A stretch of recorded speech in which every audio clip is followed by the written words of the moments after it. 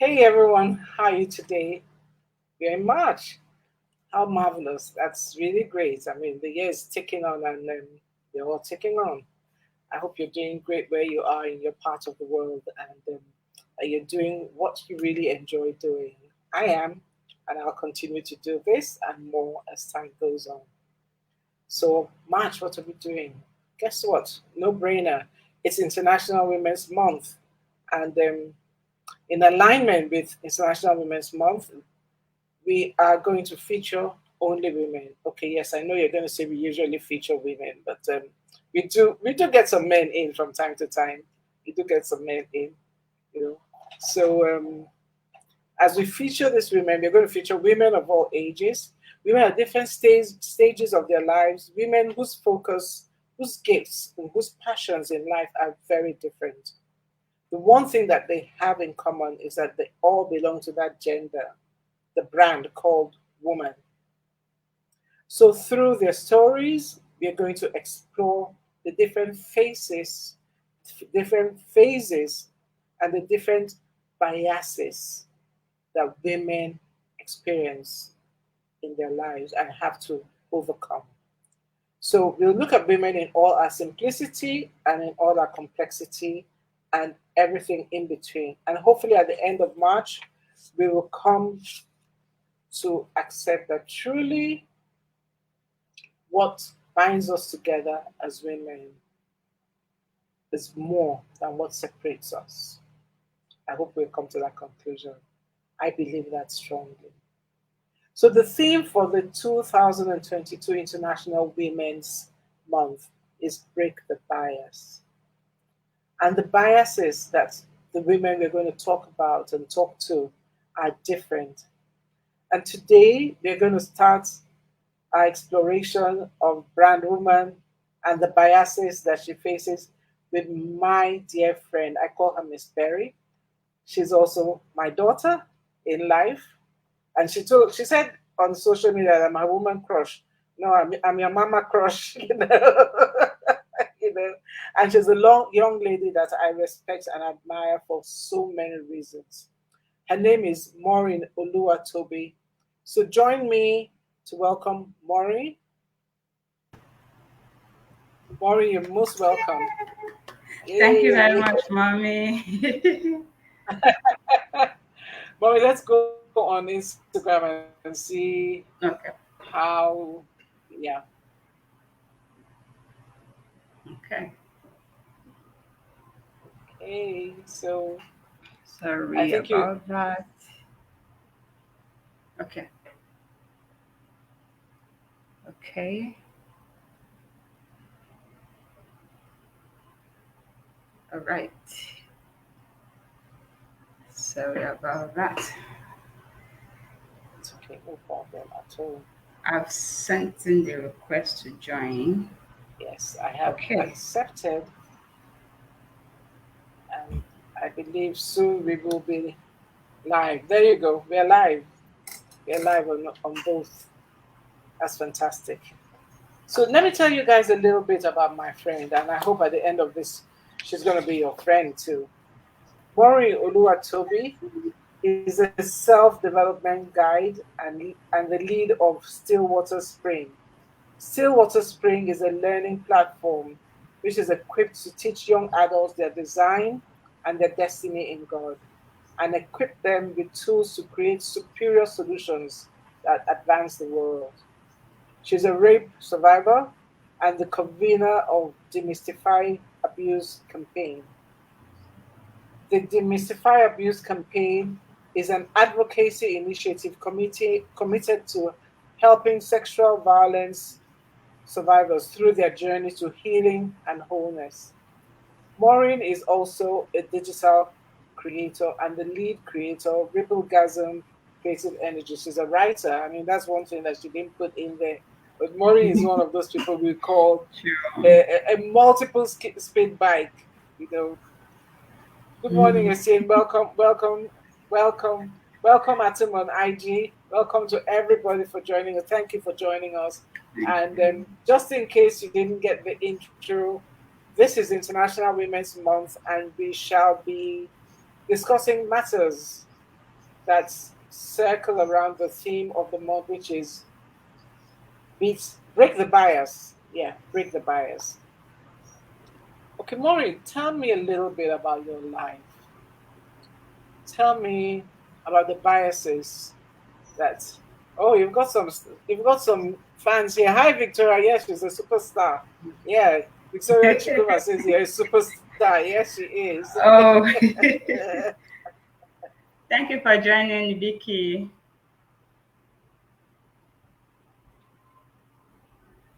Okay. Let me just say hello to everybody who's joined so far, and then we will continue our conversation. Okay.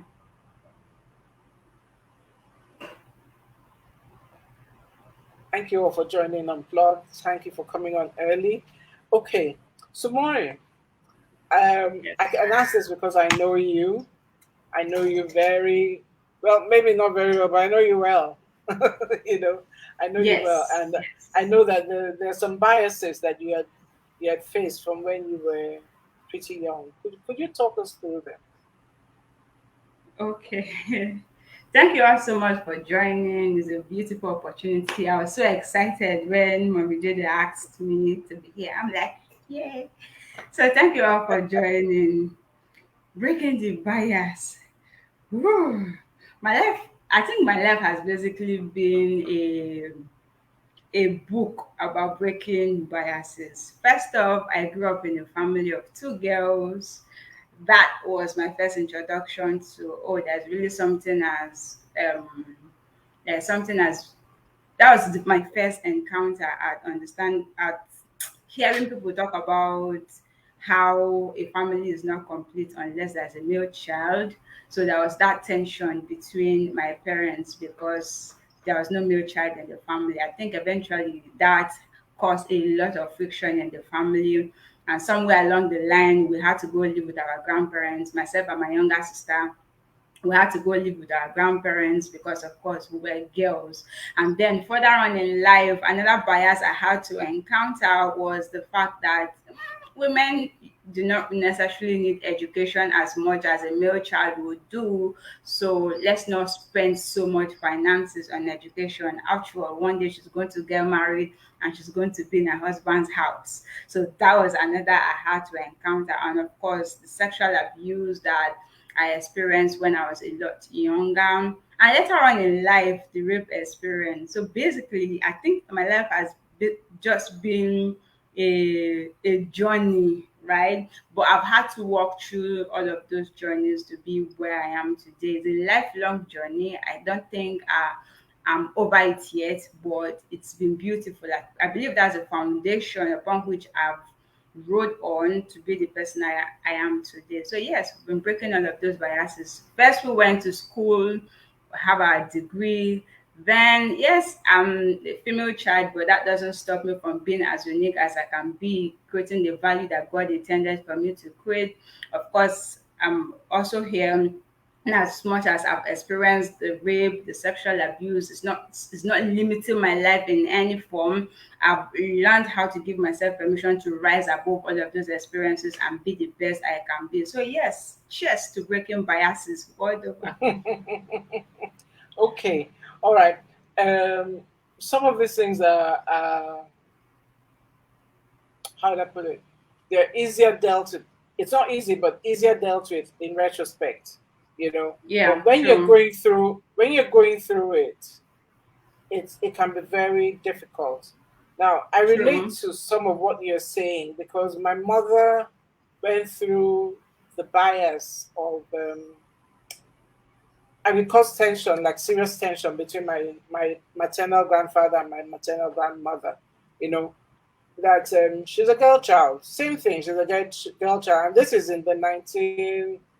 Oh my goodness, maybe 30s or 40s. So that was a different millennium, you know, and it caused Wow. tension to the point that the marriage broke. Marriage between my Same here. grandparents broke, you know, and Yeah. I think it's just amazing. When my mother talks about it, you can tell that there was pain because the relationships were strained. So how Yeah. did it come to be? And she was in the center of all of this. And she did break that bias. She did get over all of that, but does it leave a scar somewhere? Does it make you hypersensitive to certain things that may happen? Yeah, initially it left very deep scars. At some point, I said I was not going to get married. I'm like, okay, what's the point? If women are looked upon that way, there's no point getting married.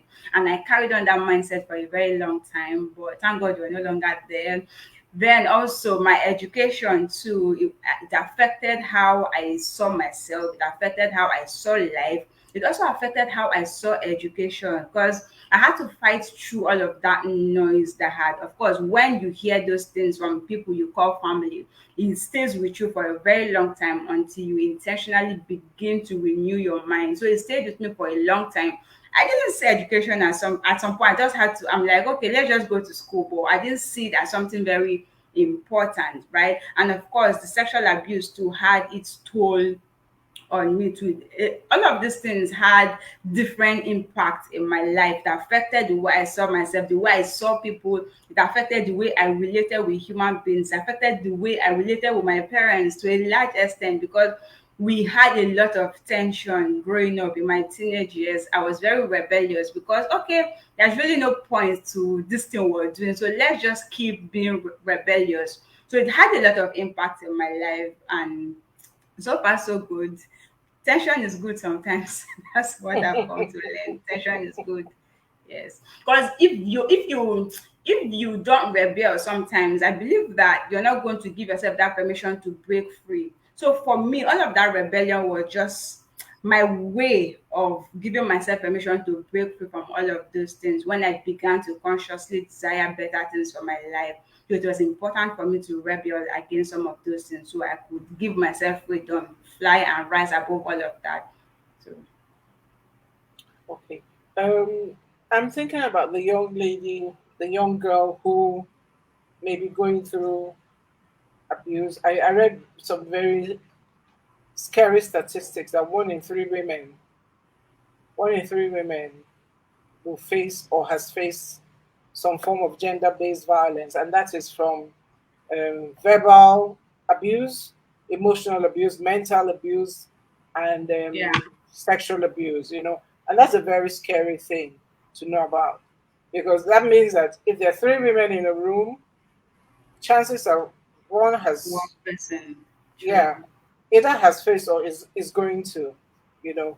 True. So, what would you say as now? I'm not going to ask you about your the gender based violence late that happened a bit later, but as a child, Okay. was there anything done to protect you? Hmm. Thinking about that now, prior to the experience, nothing was done to protect me. After the experience, too, the only form of intervention that I remember was sort of traditional.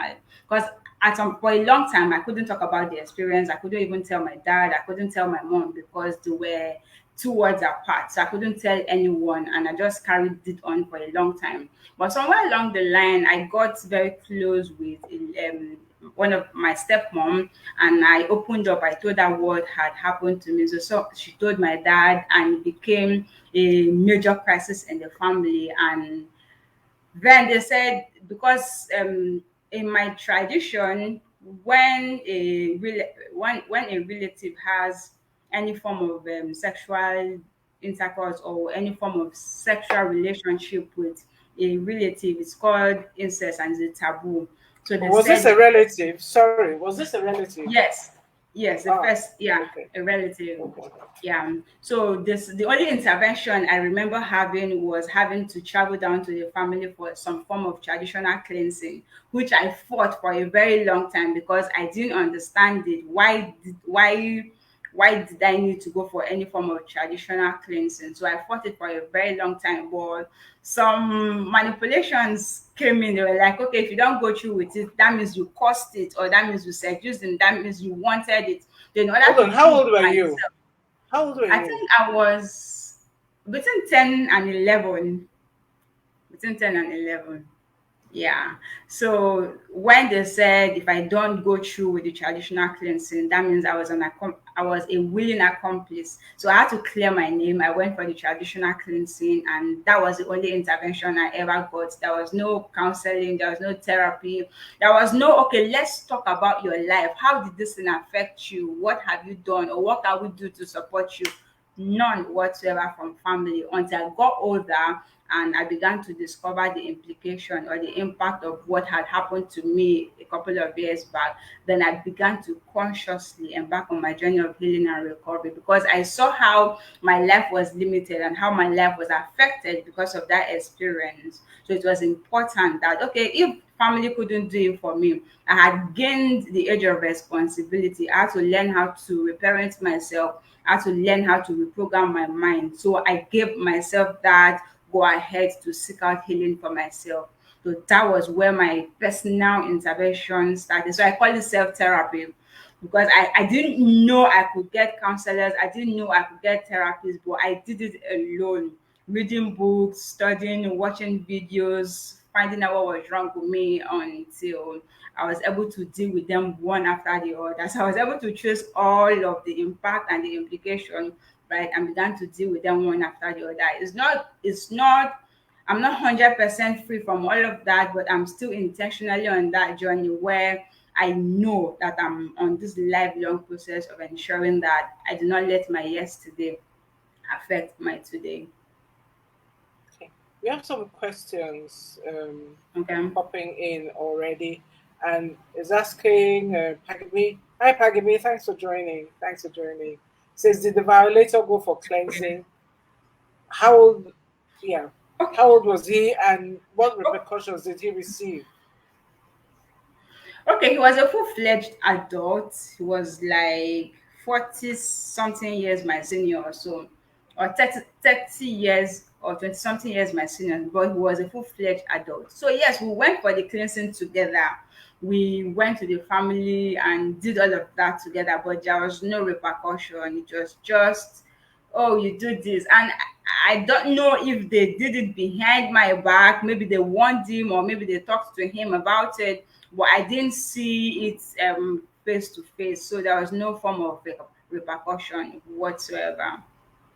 So, of course, as a child, I mean, your what you wanted to do was to just stay away from him as much as possible.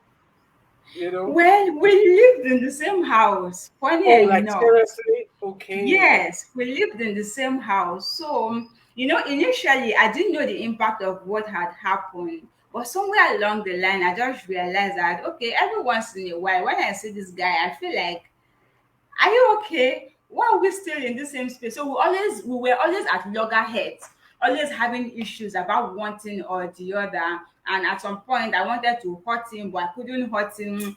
I maybe my humanity, my personality couldn't fathom how I could hurt him. But we stayed together in the house for a very long time, and I grew to a point where I began to feel pity for him because I learned that it's only broken people that inflict hurt on other people. So I began to feel pity for him, but I needed to get to the point where I had to leave the house if I could offer any form of healing or any form of pity for him. So I got to a point where I had to leave the house, but that was like a lot of years after the experience had happened. So we stayed in the same house. That was hard. Let's let's Yeah. move on from there. That must have been hard. You know, that must have been Yeah, it hard. was. Well, guys, we're talking about breaking the bias, and we started out by talking to um, she can't be my little sister. She can only be my daughter, and I am proudly one of her woman crushes. You know, self-confessed. You know, you know. So Yes.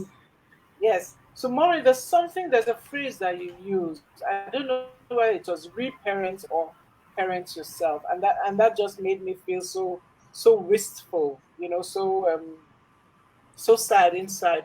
What does that really mean? Like to Okay. reparent yourself. Yes, Is that sir. something that you Okay, had to so learn, or you did it yeah. unconsciously? it began unconsciously, and then at some point it became very conscious. So I a lot of my friends say I became a mother early, because after my parents separated, of course we went to live with our grandparents. I have a younger sister, so I became her mother in spite of the fact that we had a grandmother. We lived together in the same house.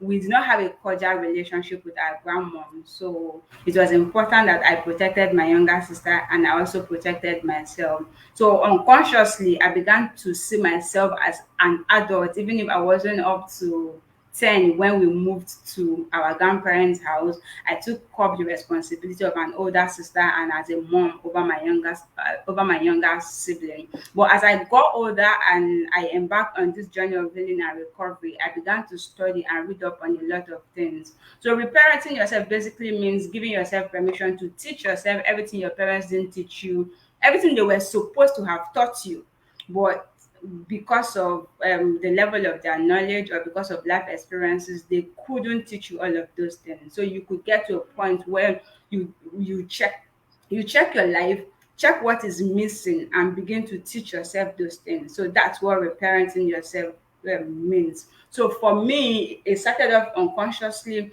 but when I realized it was a thing, it was important for me to take it much more seriously. So my reparenting journey was not done haphazardly. When I gained consciousness of what it was, it was an intentional step-by-step process where I would identify the things that were missing.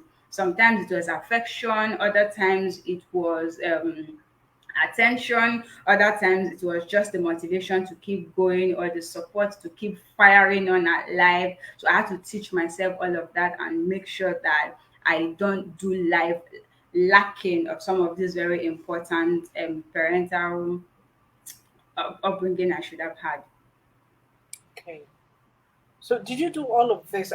The affection, the attention, the motivation. I've lived long enough to know that a lot of things sound good on paper and sound good from the mouths of Yeah, motivational speakers. But you see, it's like the one that they say to people, stay on your lane. I'm like, hey, it's yeah, very hard to stay on your lane.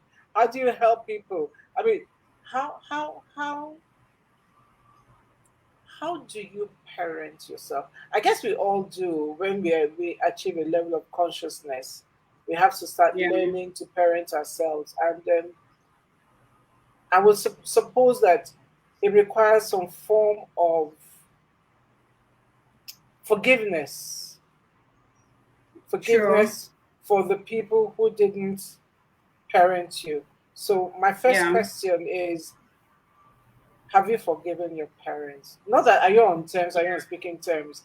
Have yeah. you forgiven them? Yes, I have completely. But it was a difficult journey because growing up, I felt they should have known better.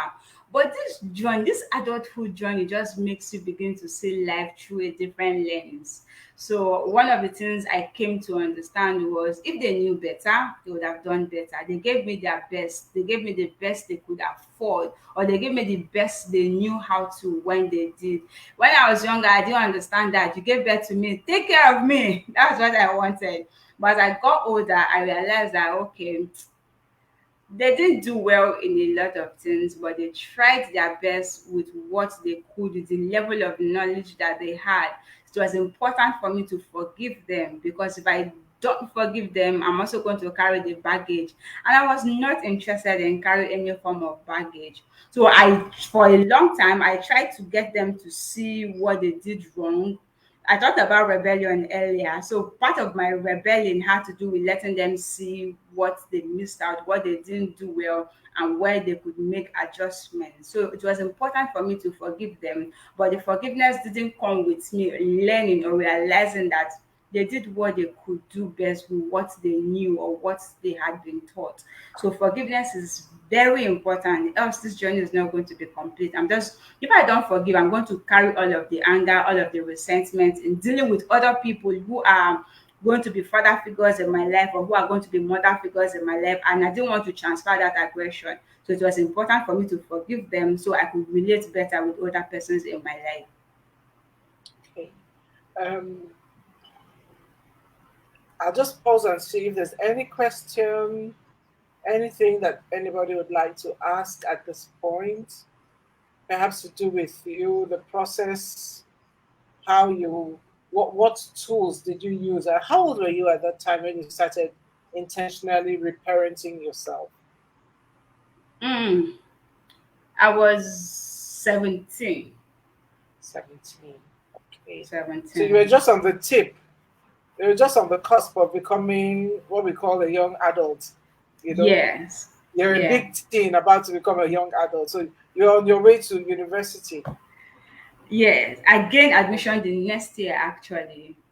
Okay. So I was doing school with all of this reparenting journey. So, Okay. Okay. And what was the catalyst that made you say, okay, I'm not going ahead with all this baggage in my life? I didn't want to be like my parents. I didn't want to end up like my parents. That was the But first what gave you motivation. that awareness? What gave you that awareness? Because many people are not that emotionally intelligent to say, hey, I don't want Yeah. to do this. I don't want to carry this over. We'd rather call it a curse and get somebody to sing and dance and shake some bells and pour some oil on us and then, Yeah. you know. What gave you that kind of awareness as So a 17-year-old? I'm a bookworm. Thanks to my uncle, Mr. Nkim Aliko. So growing up, we had this activity we used to do every day. So he would always give me books, even books that had nothing to do with my life. We say just read it. So initially when he started, I was like, why? It's stressful. But because I didn't have a lot of people to talk to, I loved to read and I also loved to write. So for me, because I delved a lot into books, I read a lot of books, and reading books somehow will expose you to the internet. You listen to sermons, you would have conversations with people. And I'm a good listener. When I go into an environment, I'm always listening for words of wisdom from other people that I admire. So when I go into places, I see people, I'm like, okay, let me listen. So the more I listened to people, the more I read books, the more I listened to sermons, the more I saw that there was a possibility in me rising above whatever life experience had whatever life experience I had been dealt with. And of course, going through the pages of the Bible too was very significant. One Bible passage that God kept throwing at me was Psalms 27 verse 10. Said, even though your father and your mother forsake you, I won't. And I held on to that for a very long time until I also found it in the book of Hebrews. So I held on to that passage for a very long time and I saw that, okay, there could be more. Then I read Jeremiah. I see that the plans that God has for me are plans of a future and a hope, right? I'm like, all of these possibilities, I'm not going to let it remain dormant. I'm going to find a way to give it expression. So, in wanting to give all of that expression, God began to point me to the fact that, God, you need healing before you express anything. Even though you're only going to express pain, you're going to express shame, you're going to express all of the baggages that you carry. So, books, people, I listen to people a lot, sermons, churches, my environment. I just kept looking forward to people that would inspire and motivate me to a greater height. So when I had done all of that, when I saw that okay, this thing was possible, I read a lot of testimonies of Joyce Meyer. I love her. I listened to a lot of her sermons. I read her books a lot, and I saw that okay, we share some form of similarities. I'm like, okay, if Mama could do this, why can't I? Let's ride upon the knowledge you have shared and just embark on this journey. So that was how I was able to get the awareness to embark on the journey that I embarked on.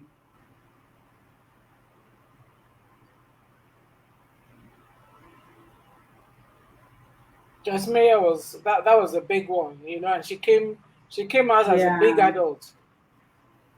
She came out as a big adult, you know. Yes. Okay, and that was. I remember I was sitting in a lounge in transit somewhere, and I was watching it. I'm like, she's done all of this with her life, and she went through all Yeah. of this, and Yeah. and that actually helped me get a softer heart for people. Yeah. So yes, so you self-parented, and guys, that's something that we have to learn about healing. Self-parenting. Now, let me just quickly go to bias here. Okay. Did you experience any form of bias, self bias, or bias from your family after you're done the cleansing ritual at this point? Or was all hunky dory? I felt me for me. I felt because I had told God prior to that. I had told God that I wanted to have a better relationship with Him. So me having to stoop so low. I felt so terrible that I shouldn't have done this. But I wanted to clear my name. I'm like, God is going to understand. I wanted to clear my name. So that was the only self-bias I felt for some time. From my family, I didn't care. I had gotten to a point where I didn't care what they thought or what they felt. I just wanted to just go ahead with my life. So if they tried to show any form of bias, I didn't notice it, and thank God I didn't, even though it would have been a lot more difficult to handle. So I didn't pay attention to that. I just focused on myself and moved on.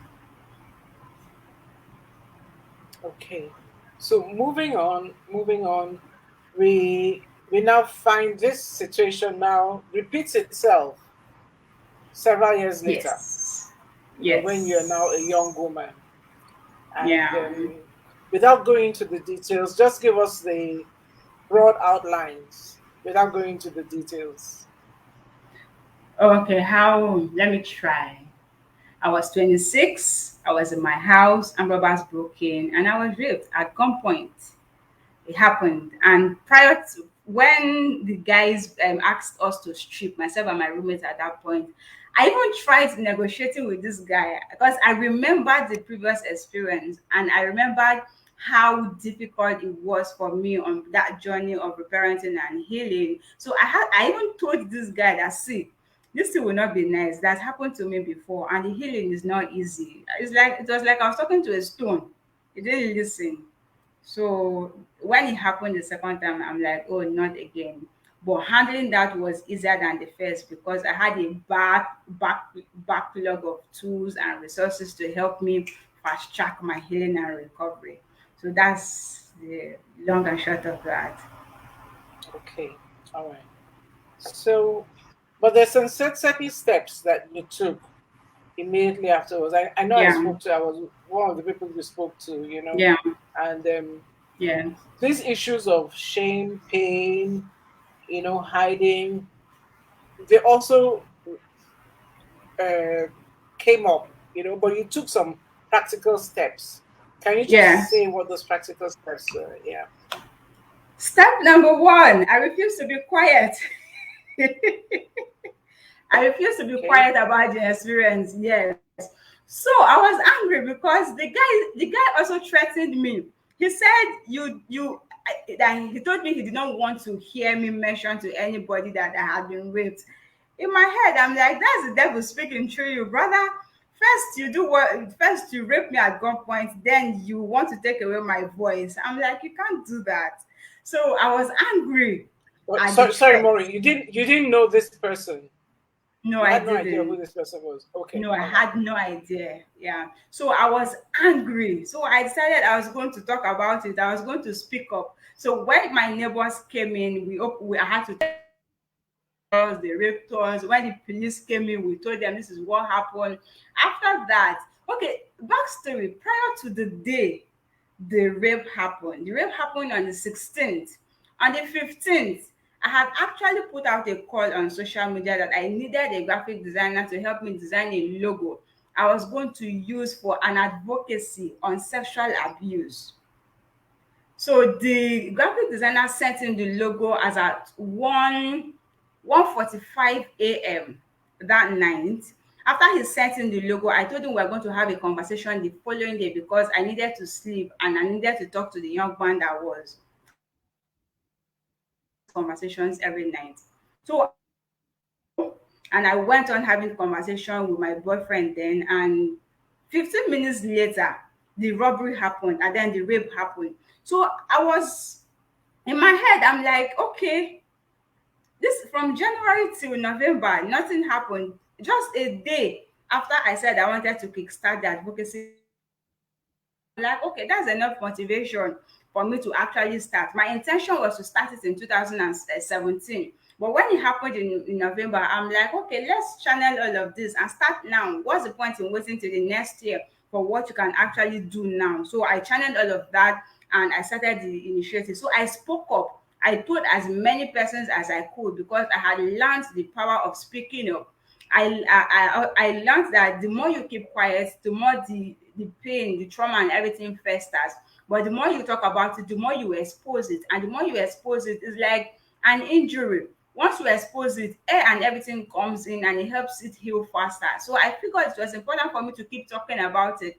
And the more I talked about it, it was like layers and layers of the onion bulb was being removed and my healing was happening as swift as possible. Then I also saw that it was an opportunity for me to also help other people too, because the previous experience had given me a lot of tools and resources I knew a lot of young people did not have. So I figured it was important for me to share some of these tools and materials with other people, even if they were basic. Speaking up, reporting to somebody, finding help, dancing, just something. So I figured let's try to help other survivors through their journey, right? So that was even the birth of Demystify Abuse campaign, wanting to help other people through their healing journey, even if I was still healing, even if I was still hurting. Then some of the other very practical things I did was, so I had to leave my house, and some of my friends asked me to come stay at their place. So I stayed at their place to help me process the entire situation. So I left the environment, and it was important for me to remember Romans chapter 8, verse 28 at that point. Just like the scripture came swiftly, all things happen to good for the good of them who love God and who are called according to his purpose. So that Bible passage kept coming to me over and over again. So I remember the Bible. I'm like, okay, there's so much God has said concerning my life, how he loves me, how he's going to take care of me, how he's not going to let anything hurt me as much. And so I delved into the Bible to see all of the amazing things God has said concerning my life, and I used that as motivation. Then I had to embark on self-affirmation, because one of the things that happened after the rape experience was I began to doubt my worthiness afresh. I began to doubt, okay, this thing that has happened, how am I going to relate with people?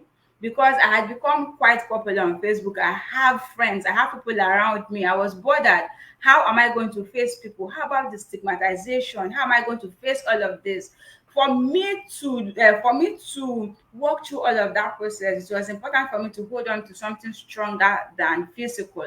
So I had to delve stronger into God. That's why my church family at that point, that was even why I opened up to you, told everybody in church, told the pastor, because there's this thing about community, there's this thing about family. When you share your burden with them, they help you and make sure you don't go through it alone. So my church family was very important. I told them, and amazing, they tried to rally around to help me in the different ways that they could.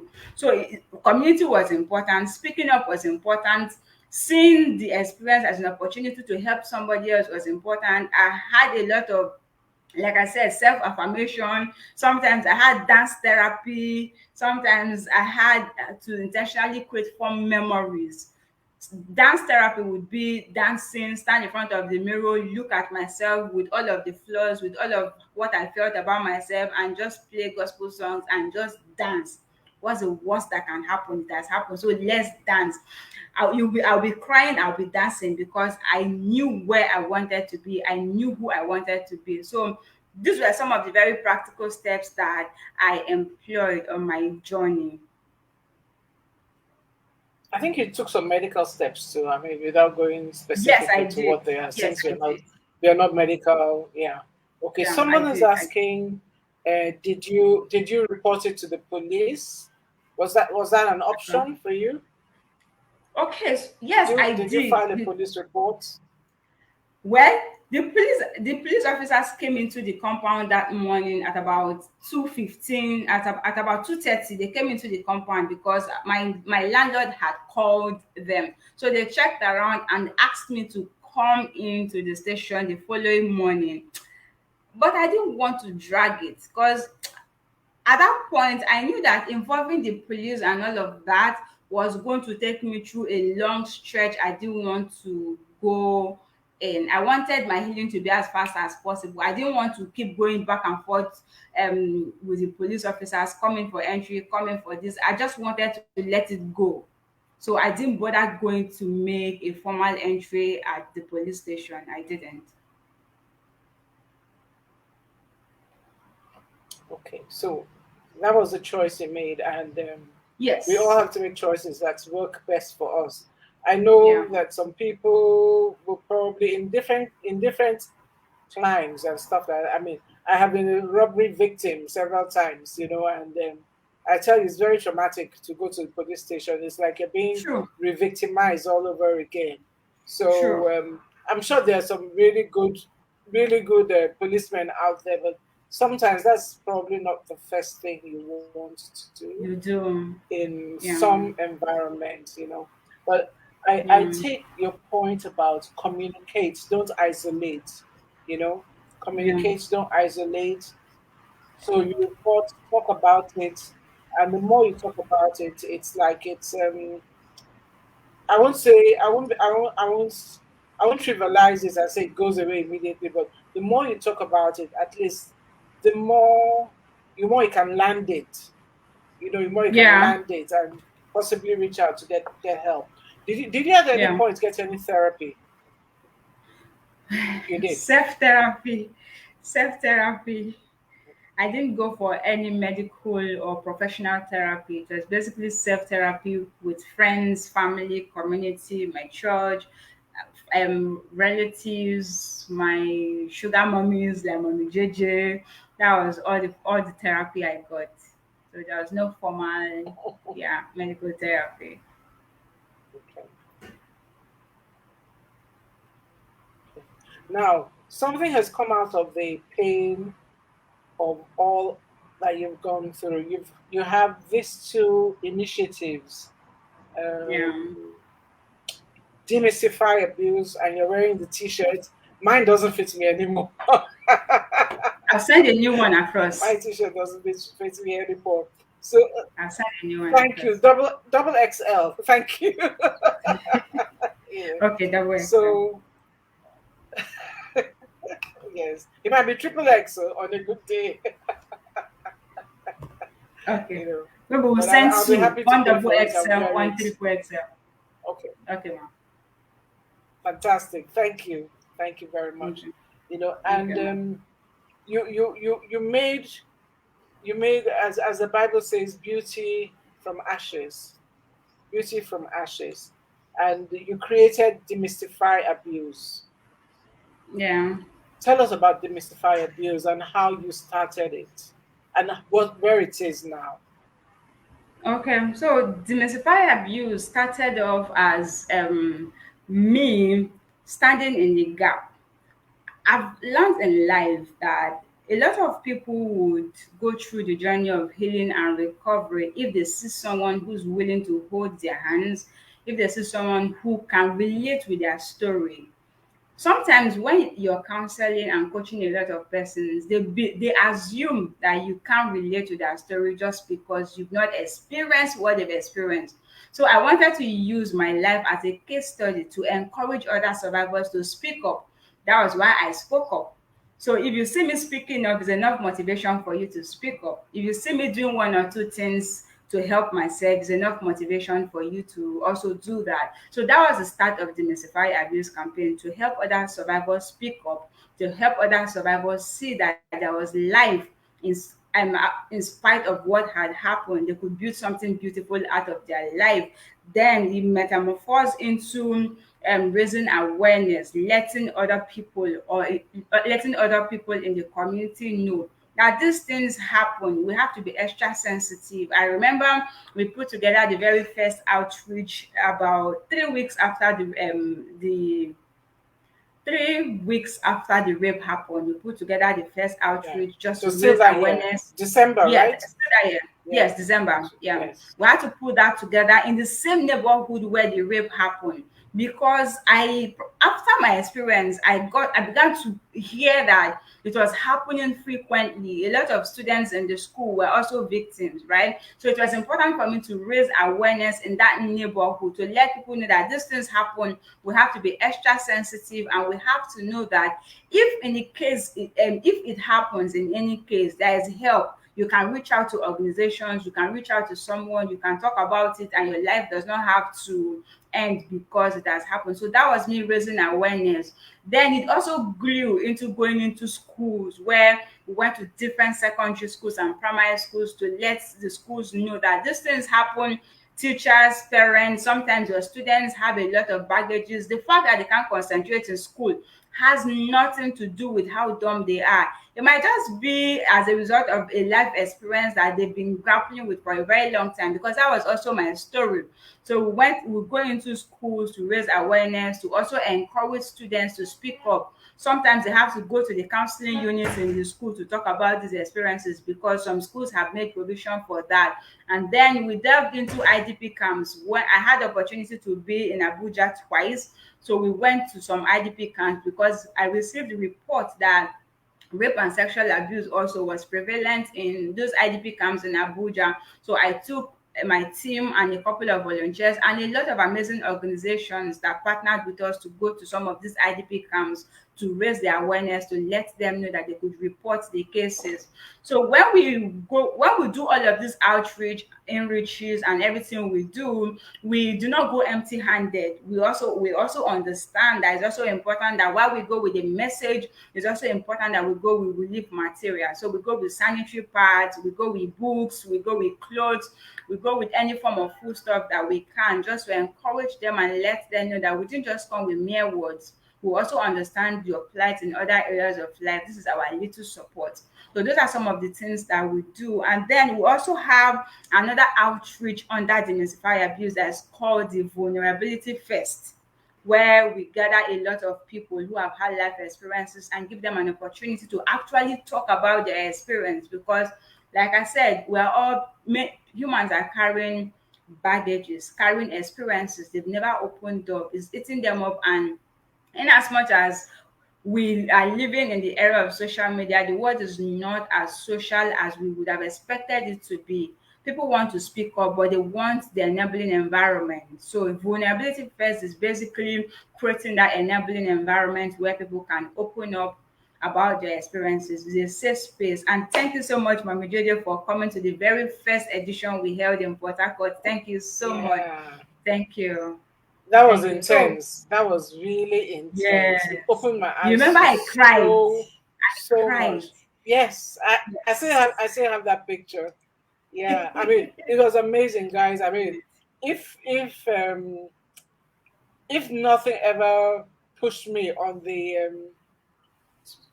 path to becoming a coach and developing my empathetic and listening skills, that did push me on that path, because around that room there must have been about 20 young people, and there wasn't just girls or boys, and just not just girls, there were grown Mm, men. There were some who were true. married, and they were crying. They were crying, and it was just amazing. We have a couple of questions which I'd like us to talk about, to take.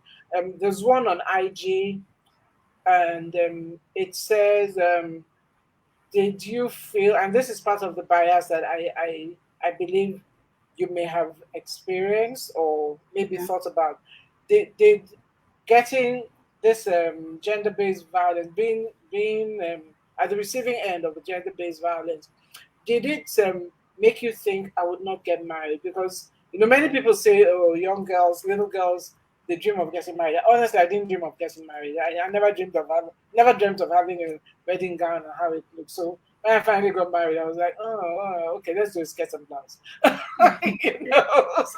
I didn't have those kind of fairy Yeah. tale dreams in my head. But did it affect you in any way in your journey to that part of, not everybody gets that part of to that part, but what did Yeah. it affect you, and did it affect the way people saw you? Okay, so initially, when it happened, when the first experience, which was sexual abuse, happened, it affected my relationship with the male gender. It affected how I related with them, and in as much as somewhere in my head, I believed I was going to get married. But if I had gotten married at that point, I was just going to be a whole bunch of baggage, right? But as I got older too, when I began to consciously work on myself, I began to work on how I related with the male gender, and I saw that they are all not evil. There are still amazing ones there. There are still beautiful creations of God who are also intentionally developing themselves. But when the rape happened, I remember that one very caring and loving auntie came to me and was like, Maureen, stop talking about this experience. The more you talk about it, you're not going to see a husband because nobody wants to marry a rape victim. She was loving, she was caring, she was compassionate. But in my head, that was that was countering everything I knew about healing. It was countering a lot of things I knew. I'm like, if someone is not going to marry me because I had been a victim of so and so, then that person should not be in my life in the first place. So I told her thank you for her advice, and of course, I didn't take that. I shelved it. But I was in a relationship with a young man at that point. Interestingly, he was on the phone when the rape happened. He was on the phone with me, and when they broke the door and they came in, he thought someone fell, right? Because we usually have this midnight call then to bridge distance. So he thought somebody fell and he stayed on the phone. So the robber came in and took my phone and put it in his back pocket. So my boyfriend then was on the phone all through when the rape happened, but he didn't know what was going on.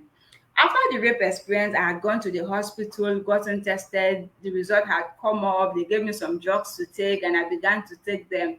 I became bothered that if I let this man remain in my life, that he was going to be with me out of pity, and I didn't want that.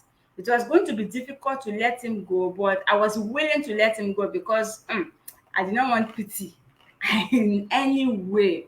So I had a conversation with him one day and I told him we had not met. We met online. So all of these things was happening via the phone. He wanted to come down to Port Harcourt at that point to be with me. But I was like, no, you have a lot going on. So we had a conversation one day over the phone. And I told him that this relationship is new. We were barely 3 months into the relationship. But if you choose to leave now, I'll be grateful that we shared the moments we shared and I won't hold it against you. But what I do not want is anyone to be with me out of pity because it's going to affect me much more than the experience would affect me. So I gave him that option to leave because I was scared. I was scared about how the marriage was going to be. I was scared how sex was going to be in the marriage. I was bothered about all of that. And I opened up, I told him, but he refused to leave. He said that he knew me better than that, and we were going to work through the entire process together. So he was very instrumental in helping me allay my fears. He was very instrumental in helping me realize that okay, it has happened, but we can isolate the experience from the person and walk through the process to make sure that your life is not affected by it. So I had that fear, but and again,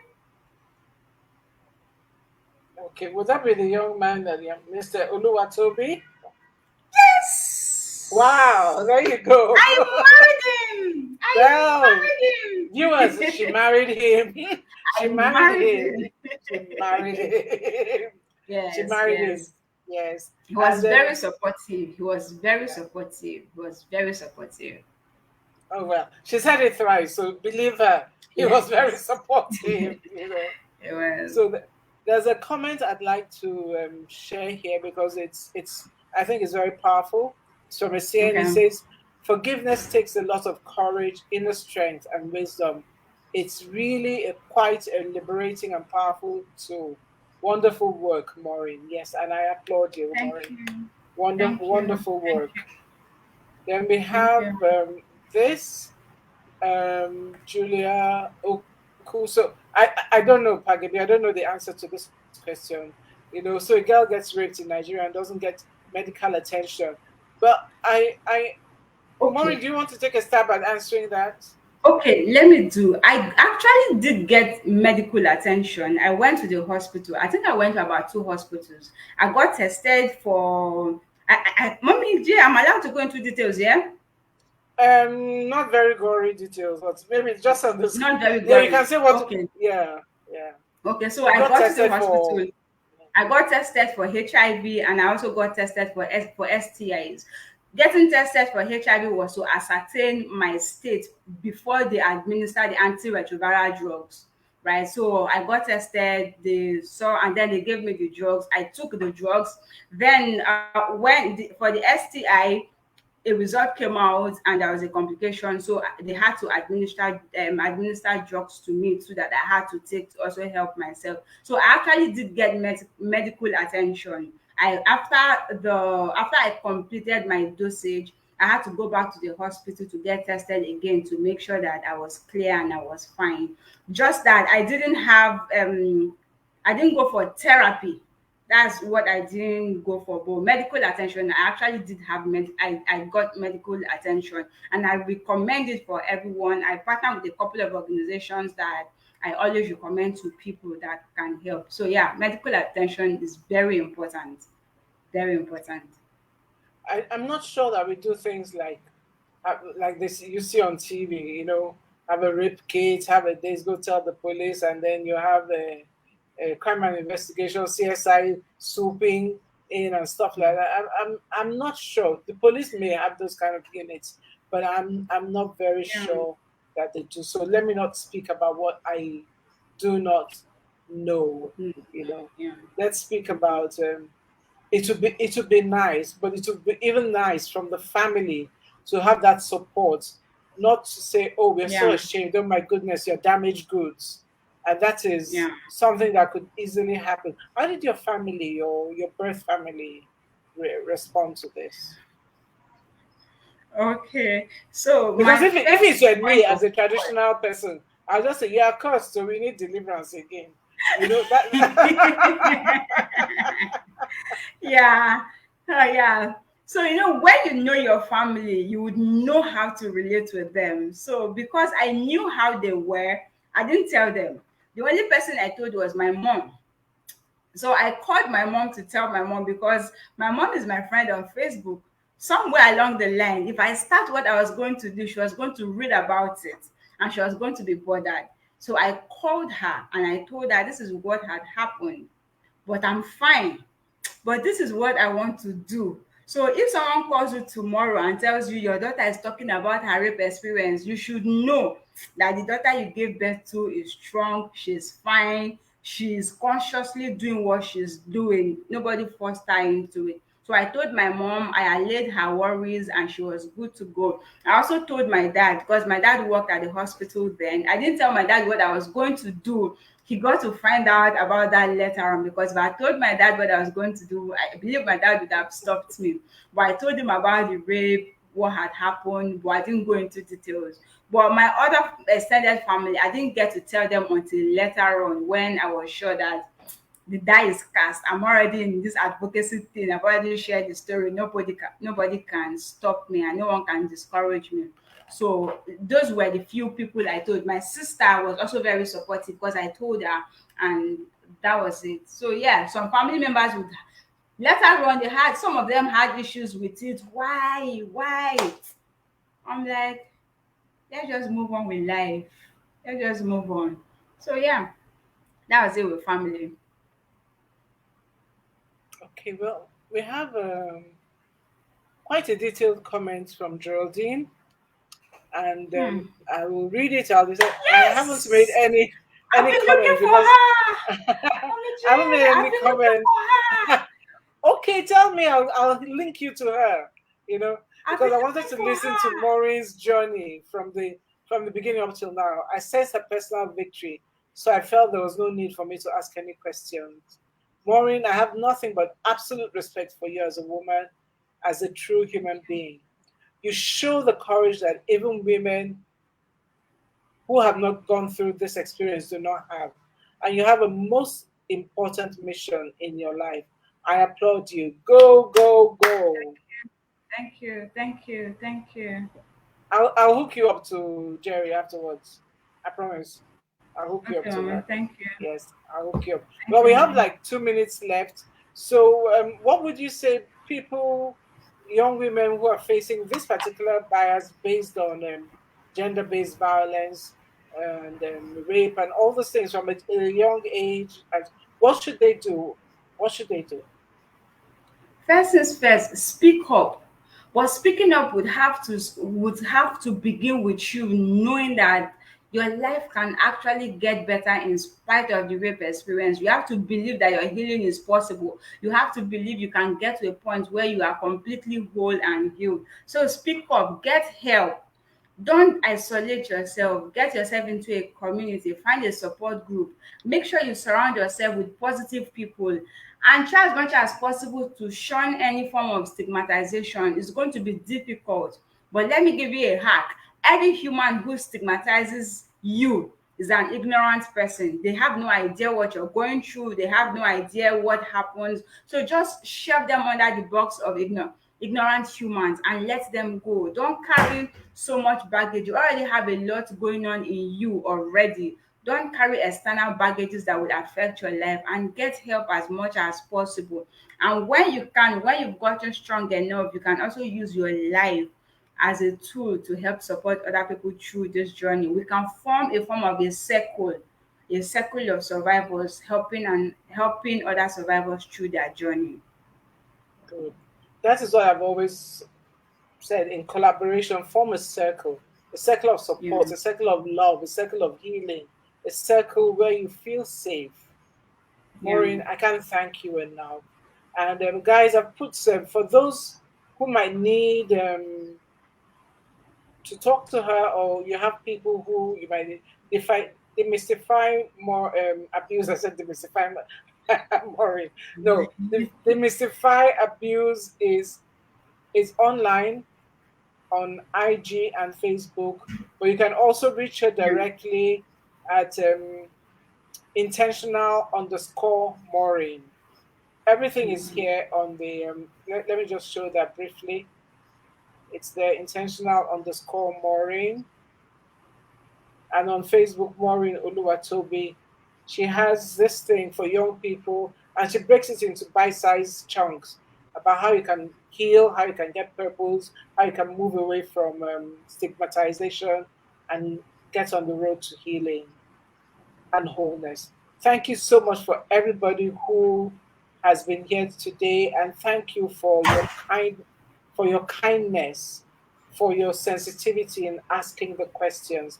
And Maureen, thank you for your willingness to be vulnerable and share with us the kind of biases that we go through, and giving strength. You've given strength and hope to people. They may not tell you, but you've given strength and hope to people that you do not know. And I hope they'll reach out to you and talk to you. Thank you for starting off a month of celebrating women like you, young women, middle aged women, not so young women, who face different types of biases and break them without trying to be Voltron. They just break them as best as they yeah. can. So, Thank guys, you so thank you. much. Thank you so much for having me, mommy. Thank you. Thank you very much. And guys, bye bye. Take care. Next week, please join us to talk to another woman who broke a different kind of bias. We will continue to discuss these things throughout the month of March. Thank you. And remember, we're exploring brand woman. That's what we're exploring this year, this month. Take care. Bye, Maureen. Bye Bye. bye. Bye, everyone.